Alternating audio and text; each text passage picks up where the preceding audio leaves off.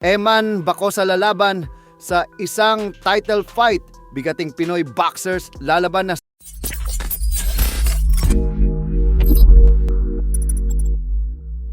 kasado na ang laban ng anak ng ating pambansang Kamao Manny Pacquiao na si Eman Bacosa sa susunod na buwan kontra sa kapwa Pinoy boxer na si Rodelyn Perez. Napag-alaman din na magiging title fight ang bakbakan nila sa Hunyo 21. Paglalabanan nila ang bakanting PBF lightweight belt. Ibig sabihin po niyan ay kapag nagtagumpay si Bacosa sa laban na ito ay magiging kampiyon na si Bacosa sa Philippine boxing. Pero magiging mabigat na hamon ito para kay Bacosa dahil minsan niya na itong nakatapat nung taong 2024 at talagang pinahirapan din ito si Bacosa dahil naging dikit ang kanilang laban at nakuha lamang ni Bacosa ang panalo via majority decision.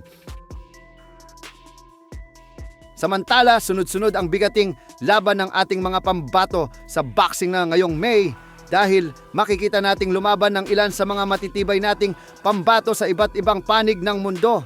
Ang BKB Super Welterweight World Champion na si Rolando D ay dumating na kanina lamang sa Manchester, England para sa kanyang kauna-unahang pagdedepensa ng kanyang world title belt kontra sa former dalawang division boxing world champion na si Paulie Malignaggi. Habang ang WBC Junior Flyweight Champion naman na si Melvin Jerusalem ay dumating na din sa South Africa para depensa ng kanyang titulo sa ikalawang pagkakataon laban sa tinalo niya sa Tryla in Manila na si Shaquille O'Reilly.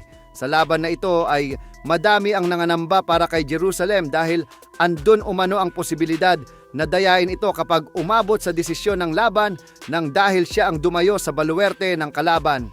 At syempre alam naman natin kung gaano nakadami ang dinayang mga Pinoy boxers at ninakawan ng mga panalo sa Africa. Kaya ang hiling ng karamihan ay kung maari ay sana ma-knockout ito ni Jerusalem upang hindi na malagay sa kamay ng mga hurado ang desisyon ng panalo. Habang ang WBO Top Super Bantamweight contender naman na si Carl Hams Martin ay makikita natin lumaban dito sa Pilipinas kontra sa kapwa Pinoy boxer na si Carlo Demecilio. Ang laban na ito ay sinasabi ng marami na tune-up fight lang para kay Wonderboy para sa paghahanda nito lumaban sa isang world title fight sa hinaharap.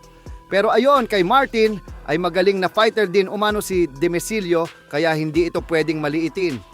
Bukod dyan ay sa Mayo 21 naman ay dadayo rin ang former world title challenger na si Jason Mama sa bansang Mexico para labanan ang Mexican former world champion na si Angel Ayala sa mismong baluarte nito. Habang sa Mayo 24 naman ay nakatakda din magto sa Elorde Sports Center ang dalawang undefeated Pinoy boxers na sila AJ Pasiones at Richard Laspona para sa WBO Oriental Flyweight belt. Pareho pong knockout artist ang dalawa dahil may record si Pasiones na 12 wins with 7 knockouts at walang talo habang si Laspona naman ay may 11 wins with 7 knockouts at wala din talo.